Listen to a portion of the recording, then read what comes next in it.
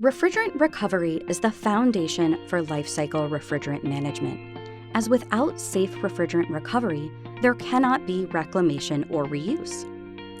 A-Gas Rapid Recovery is an on-site refrigerant recovery service that gives businesses an easy way to contain their used refrigerants. Not a whole lot of companies do what we do. We handle some of the grunt work that they don't want to do, and we can do it 10 times as fast as they can. The recovery portion, the cylinder exchanges, and buying back used material that otherwise can't be used. We play a big role with our contractors, whether that be HVAC, mechanical, or demolition contractors. Our whole purpose is to get on site and not only help them save money in the project, but offer an environmental solution. We do not want any of these products getting vented to atmosphere, no matter how low the GWP is. Now it's not only the cylinder to recover the product, but it's making sure the technicians have equipment that are rated to work with flammable gases. That's really important for people. So by us being able to contain it in cylinders, reclaim it, we're saving the environment one recovery at a time.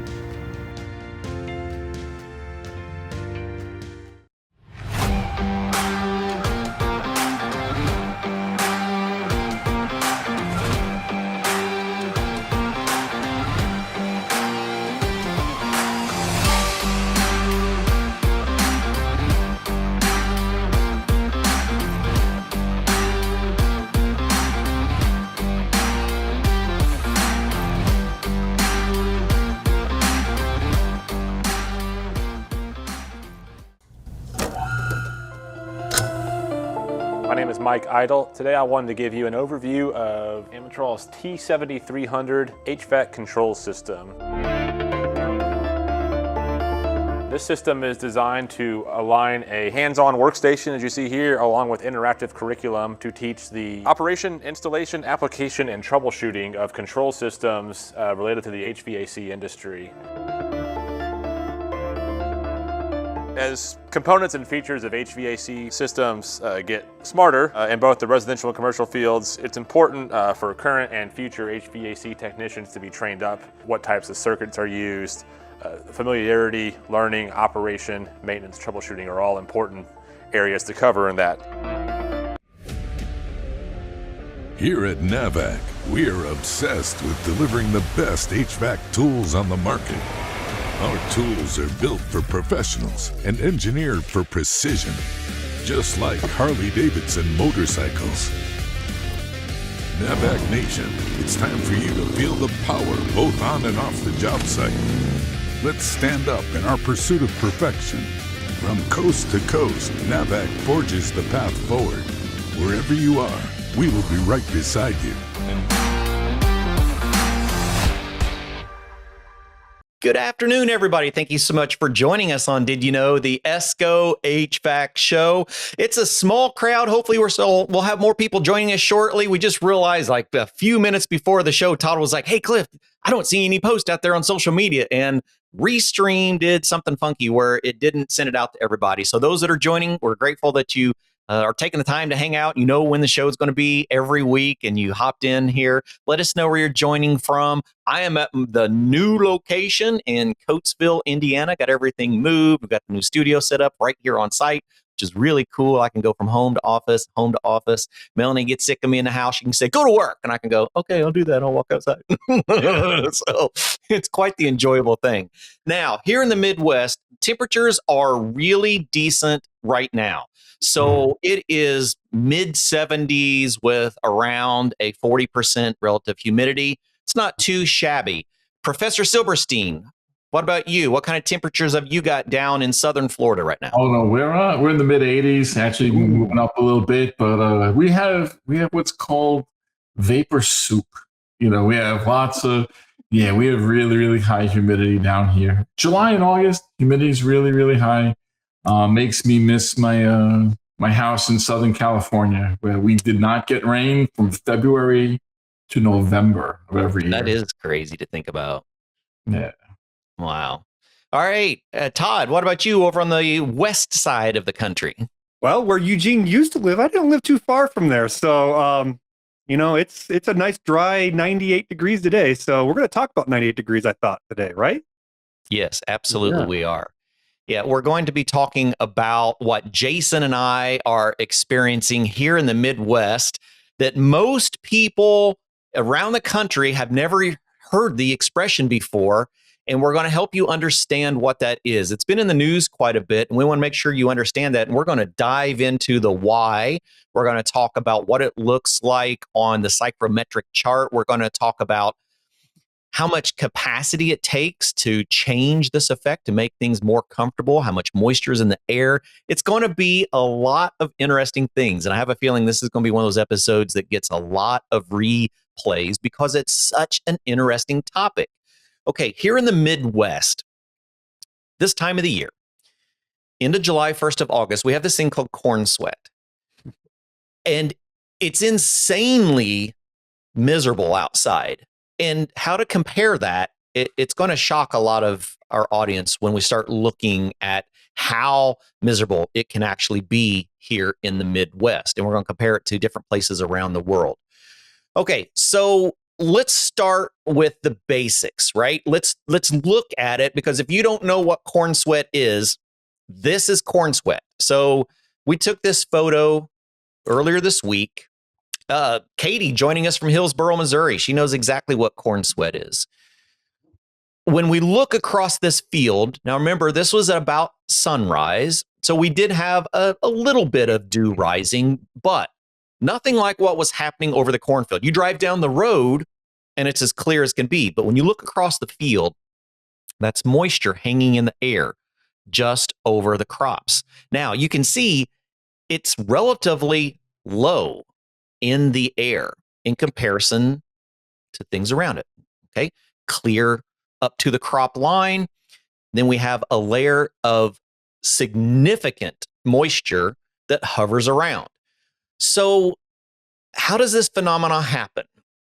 Well, it's all about moisture. So today's episode is all about moisture and what it does to the air around it. So Jason sent this to me. He's like, hey, I think I got a topic we need to talk about. And I'm like, oh man, we got to run with it. So Jason, let's start right here.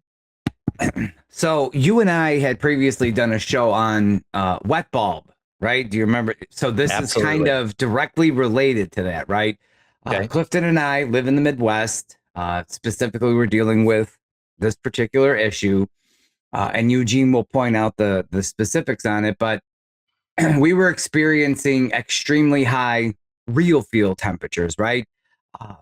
Different from other parts of the country, and it's directly related to this corn sweat, right? When we get these temperatures and the corn begins to release all of this moisture into the atmosphere, the surrounding areas are kind of hit with this extra humidity, if you will, this extra latent load that other parts of the country are not necessarily getting.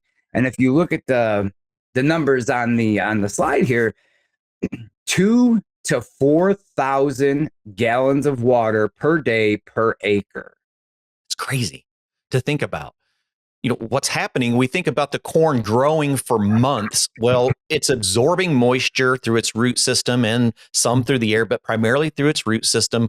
We're holding moisture inside on the cob and in the kernel that is surrounded by the shuck. And then late in the season, we have the tassels that grow out of the top of the shuck. Well, as those tassels are growing higher, they're like a wick to the moisture inside.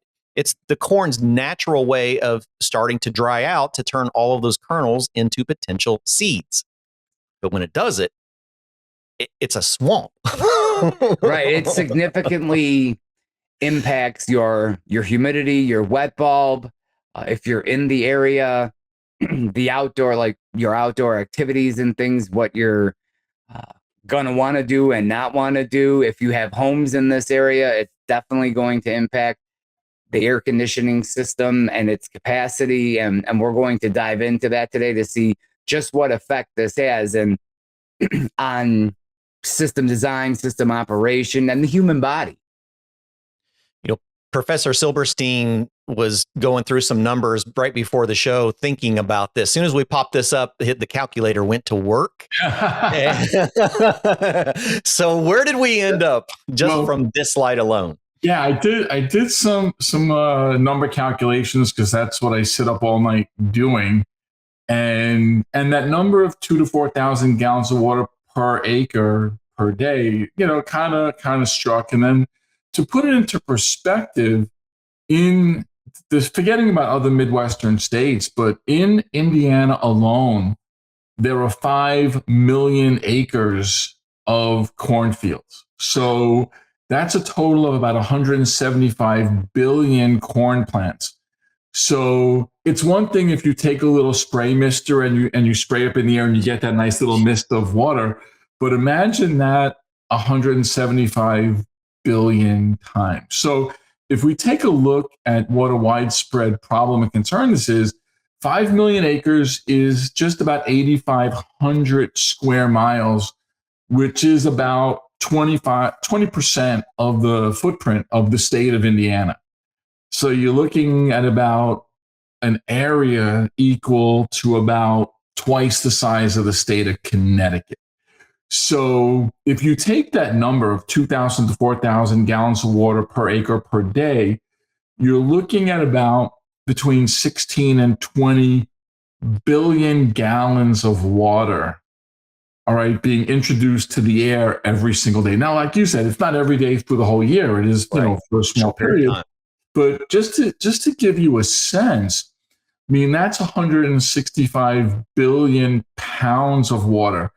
And to be able to visualize it, if you think about, if you watch the Summer Olympics and you see an Olympic-sized swimming pool, Olympic-sized swimming pool holds 660,000 gallons of water. So if you do the math, picture 30,000 swimming pools full of water, Olympic-sized swimming pools of that much water being introduced to the air every day. Every day. Every day. Yeah. That's almost unfathomable. Isn't it crazy? I had to do the numbers twice because I'm a numbers guy and I like to come up with some crazy things to make things stick into people's heads. Visualization. And when I saw 30,000 Olympic-sized swimming pools, I kind of freaked out. So I had to check the batteries and recharge my cell phone and, just to make sure that the numbers were right. And they were, unless my calculator is lying to me, and I don't think it is. Yeah. Picture 30,000 Olympic swimming pools in the state of Indiana every day of water being introduced to the air. And that's going to have an effect, right? That's not going to go unnoticed, right? Yeah. That is going to cause some changes throughout the state. Well, Jason, think about it. Corn creates its own weather because it does. Yes. Corn creates its own clouds. Corn creates its own thunderstorms. Corn creates nighttime humidity issues. Lowers nighttime cooling. Lower temperatures keeps the humidity up.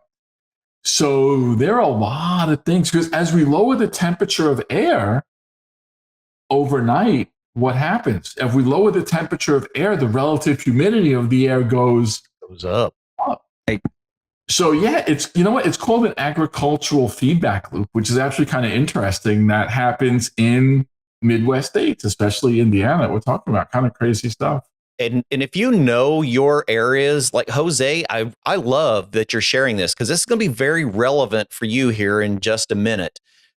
If you can think about what does a 98-degree day look like in your area? So we're going to show some comparisons here in a minute to get an understanding of that. And Masad, I'd love to share with us, like on a hot day, and where are you from? Or Moad, I'm sorry. Where are you from? Let us know about that because we're intrigued with these numbers. All right, so we're probably going to come back to this. I want to make sure that everyone gets a view of this phenomenon. So Jason, this was in your area, Northern Indiana, and this was on July 1st. So tell us a little bit about these. So typically we don't see a whole lot of difference. We'll see some, but if you look at the actual temperature, like in that center one, the temperature outside is 90, but the real feel is 107. It's 17 degrees higher than the actual dry bulb. And if you look at the one on the left, it says real feel in the shade. Right. What this is telling you is, listen, this isn't really being caused by the sun, and stepping into the shade is not going to help you a whole lot in this circumstance, because it's moisture in the air, and it's going to prevent your body from cooling, right? Our natural cooling mechanism is sweating, right? And that moisture evaporates into the air around you. But what if that air around you is already full, right? It's moisture. already, it's saturated. And where did that water come from? The corn, right? It's like, as Eugene said, it's making its own weather here. So again, this is a very extreme, again, as we mentioned, phenomenon. This is not something, right? There's a window where this happens, right? Yeah. But when it does happen, it is extremely uncomfortable. Systems work extremely hard. Your body is going to have to work extremely hard to cool itself off. And even moving to the shade in this instance, it isn't really going to help you. Well, Jason, check this out, because I mean, you touched on something really, really important, because you see people go to Las Vegas and they go, oh yeah, it's 105 degrees, 110 degrees, but it's a dry heat. So we can offset high temperatures. We can be comfortable at higher temperatures at lower relative humidities. And similarly, we can be comfortable at lower temperatures if the humidity is higher. The higher humidities help us trap heat. So when we have high temperatures and low relative humidity, we can be comfortable.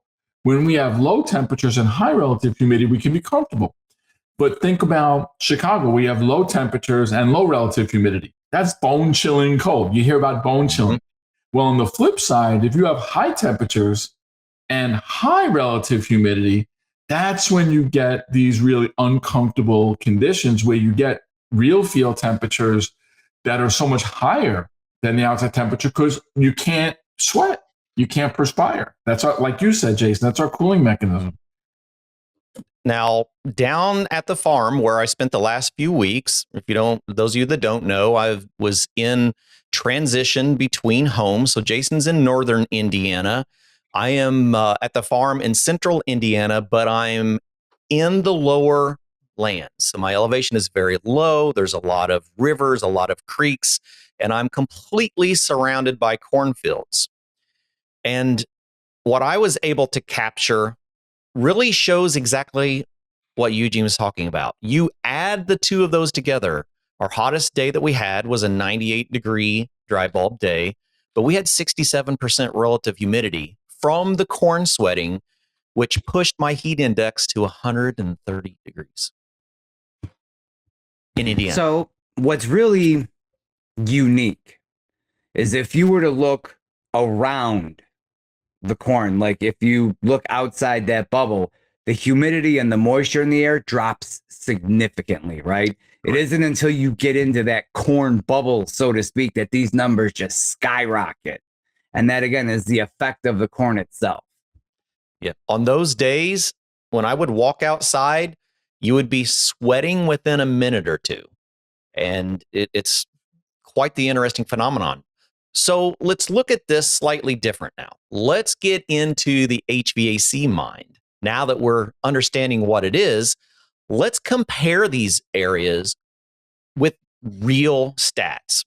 Let's plot these on the psychrometric chart so that we can look at how much moisture are we actually talking about around us. So we're going to use 3 different locations. So let's start here in Indiana. So I grabbed all that data that I had from that day. We're going to use a 98-degree Fahrenheit dry bulb as our baseline. So if anyone that's joining us, if you can capture any data from a 98-degree Fahrenheit day in your area, it'll help us compare and plug this in on the psychrometric chart for you as well. So, all right, let's think about this, fellas. On that 98-degree Fahrenheit day with 67% relative humidity, think about the moisture in the air. The moisture in the air ended up around 185 grains per pound of air. Now, let's look at the lower extremity of that. Let's compare that. I had a friend I was talking to on the phone that same week that lived in Arizona, and he said, we've got 15% relative humidity here in Arizona. I thought, I don't even know what 15% relative humidity feels like. Right, yeah.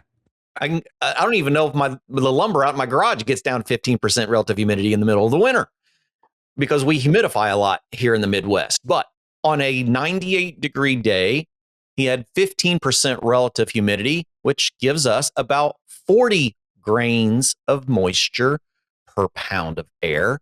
So let's go the lowest extremity. I would consider that one of the lowest. Todd, do you ever get any lower than 15%? Not really until you get to the winter, but yeah, I mean, that's uncommon. Okay. So we'll use 15% as the lower extremity. Let's go to what we consider the highest. I would consider the Amazon rainforest the highest, right? Because 100% humidity, we're going to be saturated at 100% relative humidity. In the Amazon rainforest on a 98-degree Fahrenheit day, we can hold as much as 281 grains per pound. Now, let's put this into something we can view as tangible as educators. Something that we can take the data and actually have a reference. I mean, that's what all of us are here for. That's how we've gotten to where we are in our careers, is we love to take things that may not be as understandable to everyone and help make them understandable so we can share that information, we can teach to the next generations. For me personally, I did not have my foundational education in HVAC. Right? I became a technician before I learned how to do things right. So for me, learning psychrometrics was a very big deal. I needed some tangibility. Professor Eugene does so much of that in his classrooms with air. That's the reason I was so excited he was going to join us today. For me, I need to visualize some things. So let's think about how much water this could actually be. So if we had shot glasses that didn't have alcohol in them and they had water in those, what does it look like? Well, 40 grains, that's not even hardly sipping the bottom of the barrel. At 185 grains, we can get a fourth of a shot. And this is using a standard shot glass, right? This is using a 1.5 ounce standard size shot glass. And if I was in the Amazon rainforest, in that same shot glass, I could actually have getting close to half, right? I could have 4 teaspoons. 42% of that glass would be moisture. That's hard. So Clifton, you're taking 98-degree air from each of these 3 locations, and then you're wringing it out, squeezing it, and the water out. The moisture that comes out of that air, right? Getting all the latent potential out of there and being down to sensible only. Okay. Getting dry. Okay. We wring it all out. That seems like a lot. But like Professor Silberstein was doing earlier, showing us the big picture, let's think about that in something that would make sense in the classroom.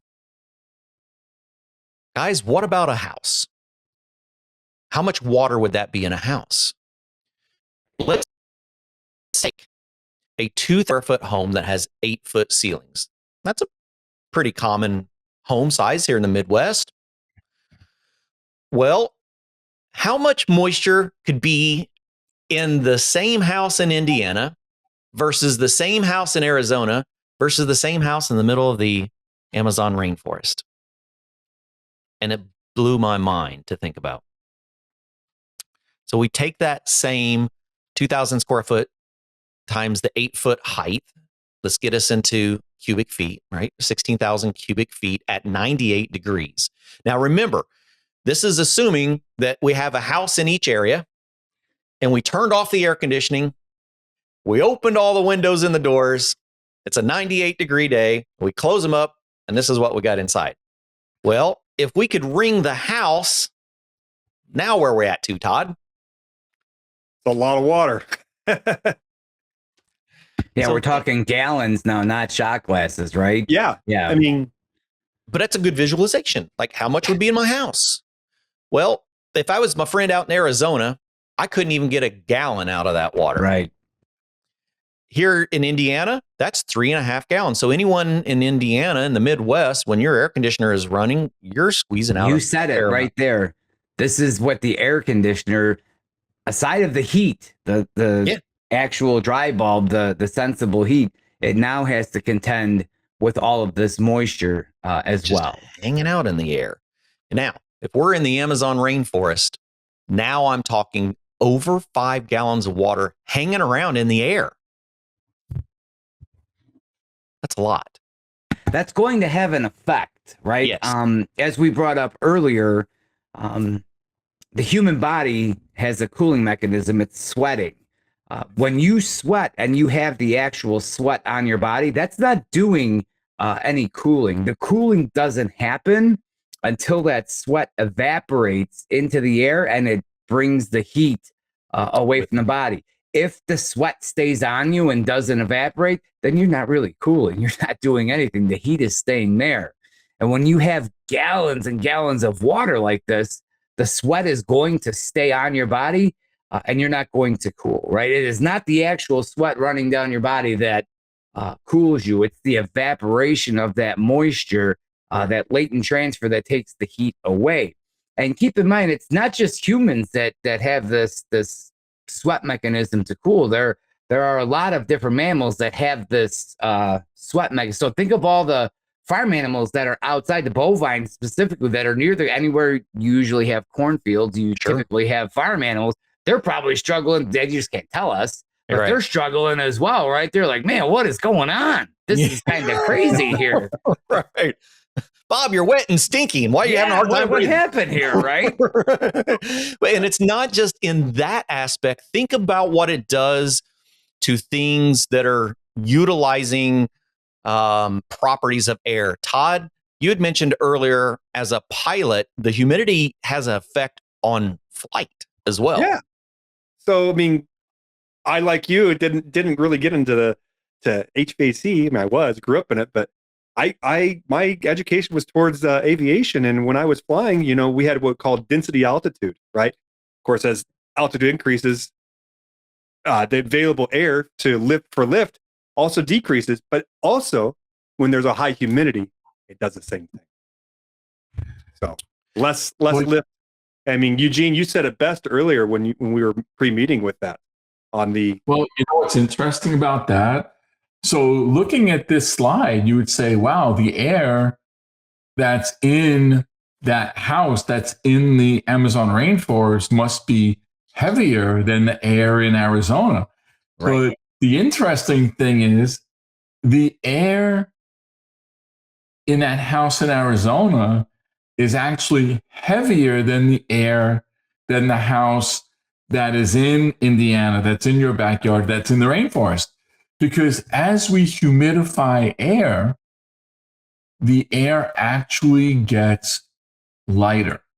So I'm gonna nerd out for a minute. Oh yeah, we're ready for this. We're ready. Yeah, me too. So when we say that an air conditioning system has to work harder, we'll talk about that in a second. But it's actually the blowers in an air conditioning system that are working less hard when the air is humid. So check this out. Okay. So air, and if I need to repeat something, let me know because I'm going to geek out right now. Yeah, you know, I'm ready. So air is made up of primarily nitrogen and oxygen. All right. So we have nitrogen molecules and oxygen molecules, right? We have 78% nitrogen, 21% oxygen in our air. A little bit of extra. Yeah, 1% other. And that always freaks me out, that other. So a nitrogen atom weighs 14 atomic mass units, which are units of mass at the atomic level. In other words, really small. Okay. So a nitrogen atom weighs 14 atomic mass units, and a nitrogen molecule, N2, weighs 28 atomic mass units. Okay. Oxygen, right? An oxygen atom weighs 16 atomic mass units. So an oxygen molecule, 2 oxygen atoms, weighs 32. So most of our air is made up of these molecules that weigh either 28 atomic mass units or 32 atomic mass units. Okay? Okay. Now, when we humidify air, we're adding water molecules. Now, a water molecule weighs 18 atomic mass units. There's 1 oxygen atom, 16 atomic mass units, and 2 hydrogen atoms, and each one weighs 1. So 16 plus 1 is 18. So when we add moisture to an air sample, we're adding water molecules to the air, but that pushes nitrogen and oxygen out of the way.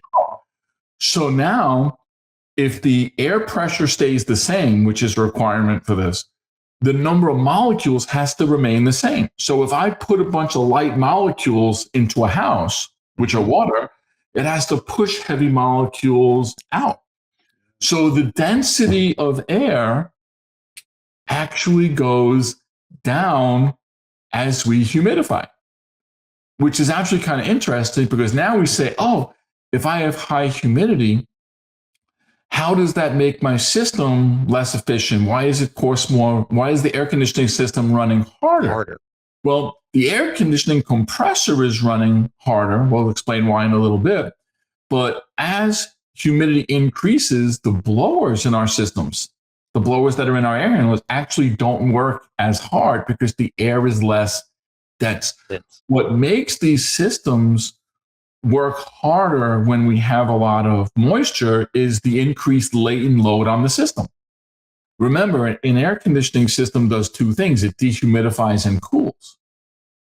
So if we have no latent load on the system, in other words, we're only dropping the temperature of the air, it's going to be easy because the specific heat of air is only 0.24 BTUs per pound. I only need I need a quarter of a BTU to change the temperature of 1 pound of air 1 degree Fahrenheit.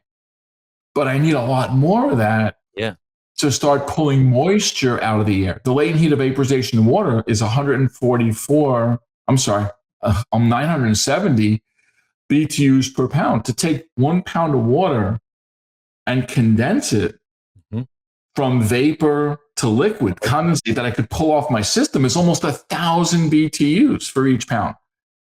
So it's 4,000 times as much heat energy required to drop the humidity than it is to drop the temperature. So think about the latent heat removal. So now we got to pull moisture out. So we have high QL, latent load, lower sensible heat ratios. All right, we need thicker evaporator coils. In order to dehumidify, the air has to pass through multiple passes on the evaporator coil. And then we're in a world where we always oversize our air conditioning systems. So if we oversize the air conditioning system, it's going to satisfy the sensible load quickly and turn off. And now we're not getting the dehumidification we need. So now we end up with moisture problems inside the structure. So which is what we do here in the Midwest, unfortunately.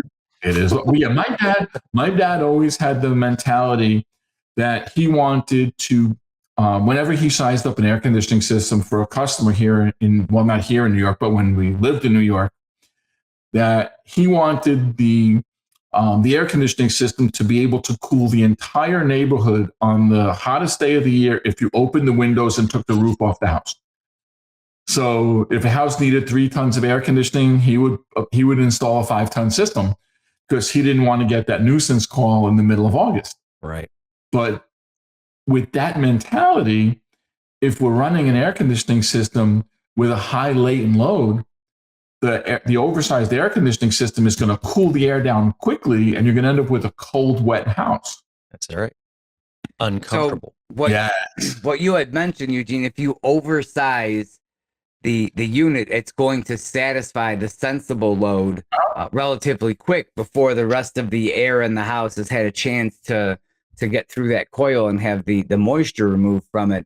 So we have this wet, sticky. So my first reaction as a homeowner is to walk over to the thermostat and drop it a few more degrees, right? And we're going to keep doing this. The problem then becomes now all of the surfaces in my house are really cold. And that remaining moisture is now going to start condensing on all of those cold surfaces. So for people that are listening today, if you go to your house and your house is cool and your walls are dripping, you probably have an oversized air conditioning system. Well, speaking of sizes, let's go back to our example houses and talk about that for a second. Do it. Because this is another opportunity for us to talk about this in a relative comparison for equipment sizing.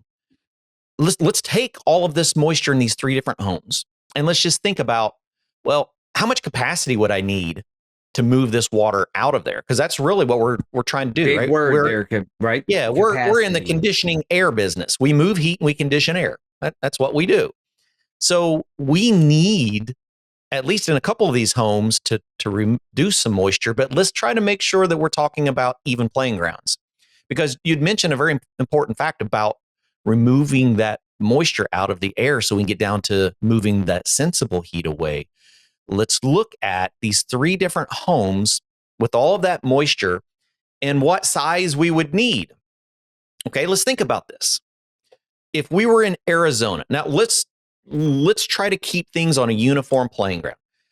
Remember these 3 houses. Let's assume all 3 of these homes had the 98-degree days. We had 15% relative humidity in Arizona. We had 67% here in Indiana. We had 100% in the rainforest, all on a 98-degree Fahrenheit dry bulb day. And we opened up our house. We let our entire inside house fill up with all of that moisture. But we want to get it to a comfortable point. And let's just assume that we're going to call comfortable 70 degrees Fahrenheit with 50% relative humidity and a slight breeze. That's what we're going to call it. Okay. I'll agree to that. Does that sound comfortable? I'll buy that. How much work is it going to take to get all 3 of those homes, those exact same homes, to that point if we try to do it in an hour? Okay. Arizona, easy peasy, because we're not having to do all of our work on the latent heat removal. We're not having to pull that moisture out of there. Just over a half of a ton. Yeah, as Eugene said, we're probably adding moisture to the air over there. If we're going to get comfortable, we're turning on moisture in Arizona. Okay, let's go to Indiana. That's pretty realistic. Those that install air conditioning systems in Indiana, 2,000 square foot home, you might have 2.5 ton air conditioner. Probably less than that if we go through sizing. We're not going to get into sizing. We're just doing a comparative analysis today. Now we're talking about removing 30,000 BTUs out of that same cubic space, that 16,000 cubic feet. Well, now we're talking about 2.5 tons of work. But if I was in the middle of the Amazon rainforest at 100% relative humidity, I have to work my butt off on getting the moisture out of there, which is going to take a lot of work to remove that latent heat to get us down to that sensible so we can drop the temperature. It would take almost 4 tons. Look at the significant amount of water being removed right there, right? Yeah, and that's so just the latent load. Right, we're looking at the water removed. We're not removing any water, obviously, in Arizona, but when you move here to Indiana, you're looking at 2.4 gallons of water being condensed out of the air. That's significant. Yeah, in an hour. Per hour, yes. Kendrick, you're such a good thing to talk about, right? We're actually, when we start talking about metering devices, we're actually just talking about the efficiency of that equipment in removing it, right? So we can do it with a variety of different ways. So we're just talking about the actual moisture in the air and the heat that is in the air. And what's required to deal with that. You know, as we start looking at HVAC systems, we need to start having a significant focus on that proper sizing, because it's so critical. Here's an example. Even though here in Indiana, we had that 98-degree Fahrenheit with the 67% relative humidity, I had a ton of moisture in the air. If any of you are interested, if you go back to some of the previous videos, we did a load calculation on my little barn dominium that we were staying at, where that number came from. We used Conduit Tech to do a 3D model of it, did a load calculation. Load calculation came in fairly low. I was able to select an inverter that matched it perfectly. And on that same day, where if you walk outside and it was miserable, if you stayed inside, we were actually running at 72 degrees Fahrenheit with a 40% relative humidity, and my wife was freezing. As soon as you walked outside, boom, you were sticky immediately. Glasses fog up, yeah. So the proper sizing is absolutely critical when we're trying to maintain a certain condition.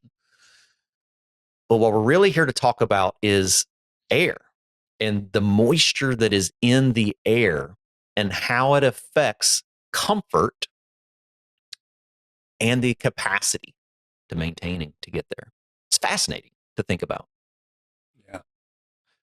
And the effect, again, this isn't weather related, right? This is from the geographic location we happen to be sitting in. And we're talking in this specific episode, the corn sweat, right? This is things that are here that are affecting the local weather and that are going to affect the operation of our air conditioning systems, how we function as people, right? We're going to go outside. Oh, I have a soccer game. Well, not today, right? Everything, the real field, the wet bulb, they're too high. And again, this is the effect that this has, this moisture. We don't see it as moisture. When you live in Indiana and you look out over the roads and the highways and things, all you really see is corn, right? You don't put two and two together that corn is releasing an insane amount of moisture into the air that is definitely affecting your weather in this area right now. It's tough to put those two together, but that is what is actually happening. And if we go back to look at that, why do you look so young in that picture, though? Like, you grabbed a nice picture of you. I grabbed a nice picture of all of you all. AI generated, by the way. Well, look pretty good. Did I fall? Did I fall on the corn stalk back there? You came in late on this conversation, Todd. You might have passed out further back in the trail there. That's right. So I'm sure there's a lot of people out there. We have a nice crowd today. Thank you all for hanging in here. Bob O'Brien, so glad you're hanging out here with us. And yeah, I thought we gathered a really good panel here to have this conversation today, because we needed it. When Jason and I started having this conversation, it was all about in Indiana because we're feeling it. But then we're like, there's a lot to this. Let's bring in some other perspectives to help blend this conversation out. And so we're very fortunate to have our team here being able to talk about this and this unusual phenomenon. It'll be gone in a few weeks, but when it's here, it's miserable. Today, remember I was saying today, we're mid 70s and we're probably in the 40% relative humidity. It's very comfortable. A week ago, it was miserable. But that's why. So any questions from the audience, any pieces that we need to go back over? Because I would really love for us to dive a little bit deeper into, Professor, if you don't mind. So real quick, I want to point out, if you're a teacher or a trainer or an instructor and you have a class, this is a very good real world, real life scenario using the psychrometric chart that you can use in the classroom or wherever you do your training to illustrate exactly how to utilize this psychrometric chart and how it affects the weather, how it affects the systems. We talked about oversize, undersize, all of that thing. So this is a really good real world example of when and how to utilize this. Jason, I'm so glad you brought that up, because in one of my labs at the college, to do this very similar lesson on the psychrometric chart, I had 3 massive humidifiers. And my students would go into the lab and they would take air readings, right? Dry bulb, wet bulb, plot it out on the psychrometric chart. We would fire up the 3 humidifiers, go into the classroom and let the humidifiers do their thing. And then an hour later, we would go back into the same lab and take repeat the set of readings and then compare what happened.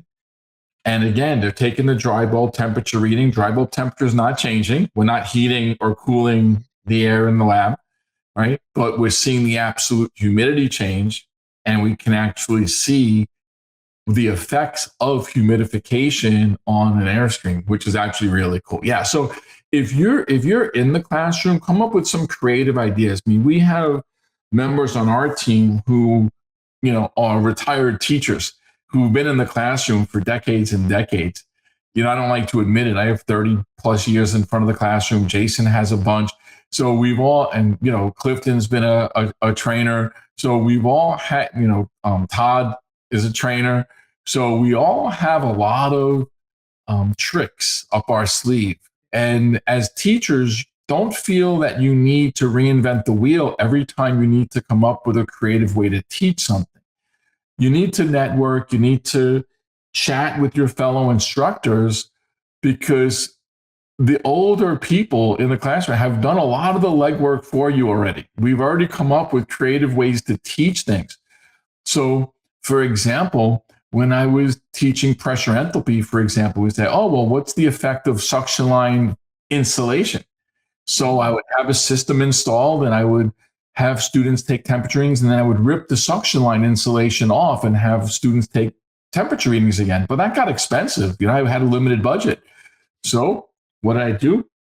I got a roll of heat tape that I put underneath the suction line insulation. So now to simulate ripping the insulation off the suction line, all I did was energize the heater on the suction line. So now I simulated removing the suction line insulation without having to do that. So if you have teachers and trainers and educators at your disposal, which all of you do, make use of it. And I just have one other quick point though, because we're talking about transpiration, the corn sweat.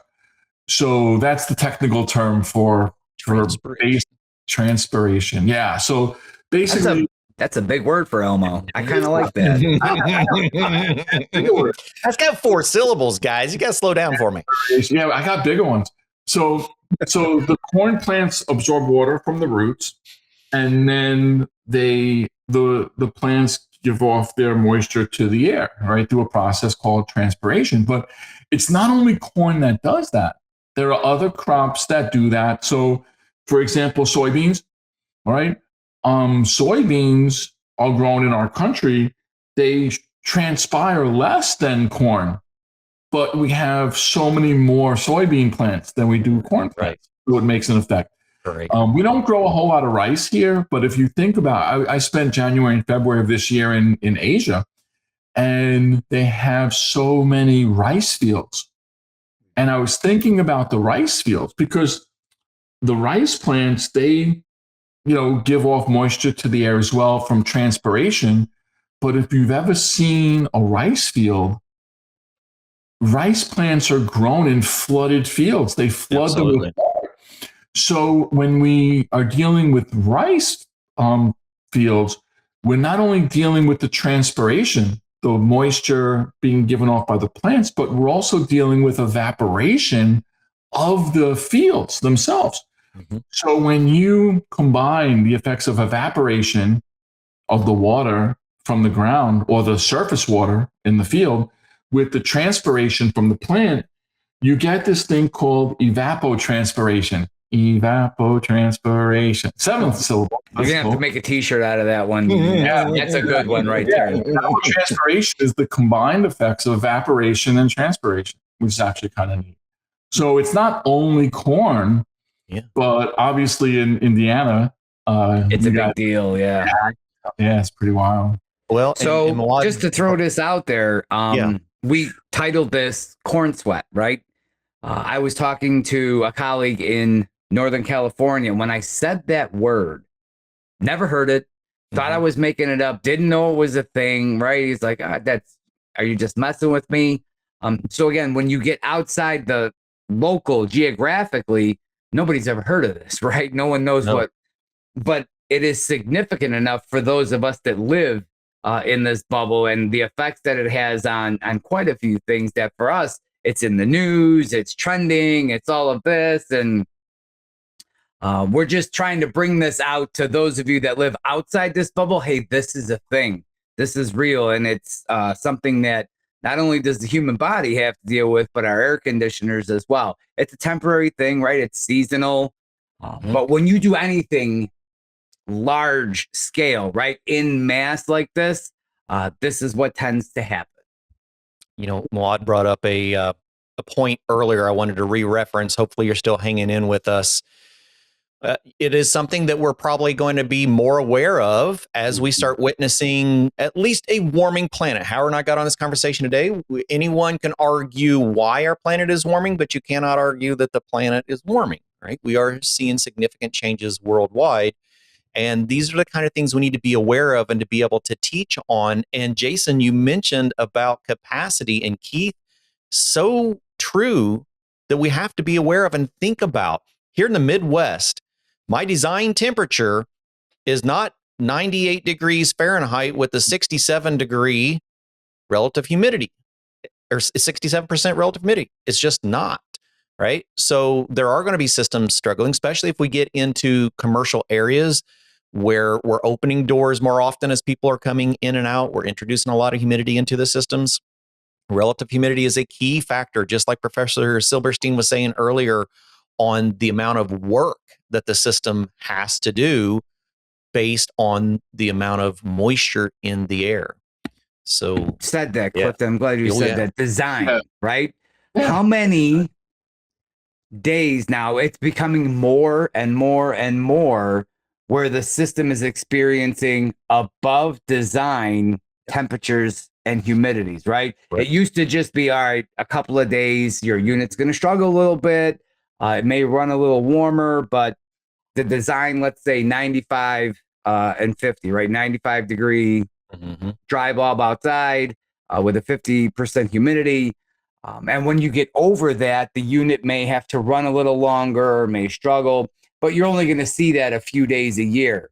Right. And the problem is those few days are becoming more than a few days, right? Year over year, it went from 3 days, right, to 6 days. Now we're at 21 days per year, per season, where we are above design conditions for that unit that's installed in your home. Yep. So how many days a year do you get the hottest day of the year? Right. One, right? Should be that one random one. Yeah. So if my old man was in the industry now, he would be designing systems for the hottest day. One day.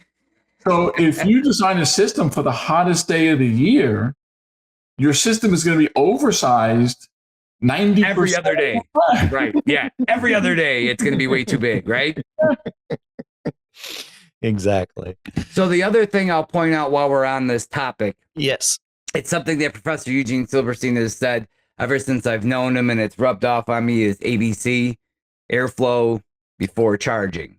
One of the significant factors in removing humidity is the volume of air moving over that evaporator, and how much, like if we're moving too much or not enough. We can measure with a thermometer, right? We can throw a thermometer in this duct and this duct, and you can see how much heat, sensible heat, is being removed, right? But your gauges and your thermometers are not going to tell you the latent side of things, right? So how do we know that latent heat is even being removed, right? We're going to look at that drain line, and I guess we could put a Gatorade bottle or water, something Jason. under there, right? Yeah. That thing's being like crazy. What we're looking at is the TD, the temperature difference, the difference between the entering air and the saturation temperature in the evaporator. And for comfort cooling, we're looking at 30 to 35 degrees. The smaller that temperature difference gets, the less humidity you're going to remove. So we want to try and keep that temperature difference. We want to make sure that we're at the right volume of air moving over there, because that directly affects how much humidity we're going to remove. Jason, let's just clarify that real quick, because you said temperature difference, TD. Yeah. That's the difference. A lot of people in our field, they use that as the difference between return air and supply air. Right. That's your delta T. Your TD is the difference between the return air's dry bulb temperature and the temperature of the evaporator coil. All right. So when we're talking about a delta T, it's a change in temperature of the same medium. Air temperature minus air temperature, whereas temperature difference, TD, is a difference between the air temperature return and the saturation temperature of your evaporator. So you can have a TD between the outside ambient temperature and the condenser saturation temperature. So it's semantics, but we just wanted to clarify, Eugene, you're a superhero, you're my hero, and I want to know where you're hiding your cape. That's right. No, it's under your shirt, Jason. I think capes are. This is a big thing, though. When you hear us say TD, we are referring to, again, the return air temperature coming in and the saturation temperature in the evaporator. And for comfort cooling, we're looking at 30 to 35 degrees. If you move into refrigeration, walk in, reach in, you're at a 10-degree TD or a 20-degree, because we don't want to dry out the produce, right? We want to remove heat, but we want to leave that moisture in the air for the produce. But for comfort cooling, we need that at a larger 30, 35 degrees. You know what, Jason? Quick thought now. You know, we're going to be wrapping up real quick. So think about a walk-in box that was used to store beer and soda. Okay?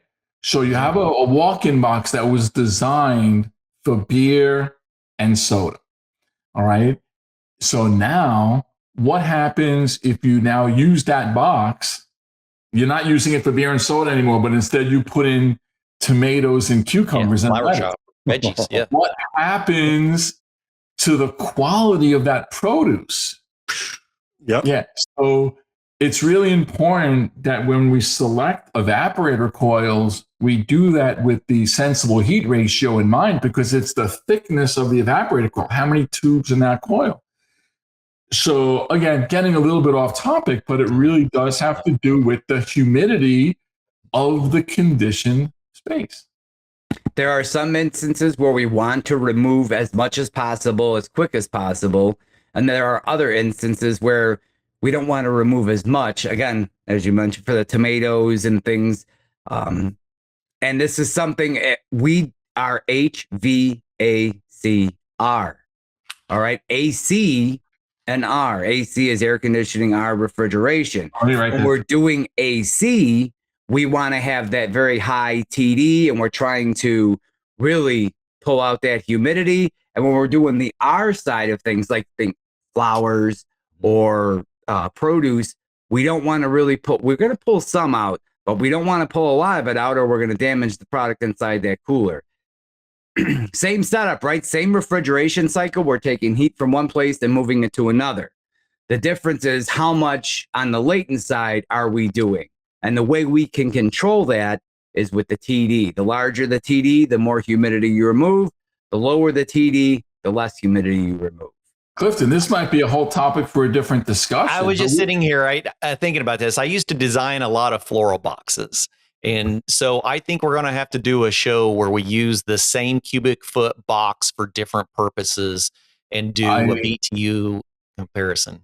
I used to design a lot of floral boxes and wine cellars. Oh, absolutely. So think about a wine cellar where you're trying to keep the cork of the bottle wet. Right. Yeah. But a lot of my customers had investment bottles of wine. So you have to keep the cork wet, but you have to keep the label dry. Because just like baseball cards, if the corners of the card get damaged, on collectible bottles of wine, if the label gets damaged, if the label gets moist, the value of that bottle goes down. So now it's a really neat trick to keep the cork wet to maintain the integrity of the wine, but keep the label on the bottle dry. It's amazing how I didn't know you did floral. I used to specialize in floral and wine, which is actually pretty cool. It's amazing how many HVACR conversations end up talking about alcohol. So for this episode, Clifton, to put a kind of a summary on this, if you're in that bubble that we illustrated there, that's the corn sweat bubble. And for those of you that don't know, now you know, right? That is a word you can add to your vocabulary, use it in the classroom. People will say, what is that? And then you can get into the whole conversation of what it is. But let me tell you, during these few weeks, this season, if you will, of corn sweat that we're having, if your system has inefficiencies or improper design, on most days, the system will hide that, right? It's cooling properly, it's doing its thing. But on these days, during this time, those inefficiencies or those problems or those design issues are going to come to the front. They are going to become acute and very apparent. And you're going to be calling your HVAC company saying, listen, my unit's not keeping up. It's not doing this. And again, it's directly related to this little mini season that we're in. It's exposing issues with the air conditioner or heat pump that aren't apparent on other days. I'm about to send this episode to my son. This was a lot of fun, gentlemen. It was really love it. the stats, all of the, yeah, we could definitely do again, I'm totally interested in jumping on a show about the boxes and the humidity and the TD. TD is a big thing. That's how we really know humidity is being removed. I think we're going to have to. All right, gentlemen, thank you so much for joining us. Thank you, everyone, for hanging in, especially so many of you who there wasn't the pre-notice out there. It came in a little bit late. We still had a wonderful crowd. We hope that you join us again next week. We love hanging out with you. We love talking about these interesting and fun and sometimes off-the-wall topics within our industry, within our realm, but it helps us understand everything as a whole. So we encourage you all to dive deeper into psychrometrics without tears to have a better understanding of the charts that we were using today. We encourage you all to join us at the National HVACR Education Conference. If you need any additional resources for your classroom, info's down at the bottom. And we'll see you all again next week on Did You Know, the ESCO HVAC show. Bye, everybody.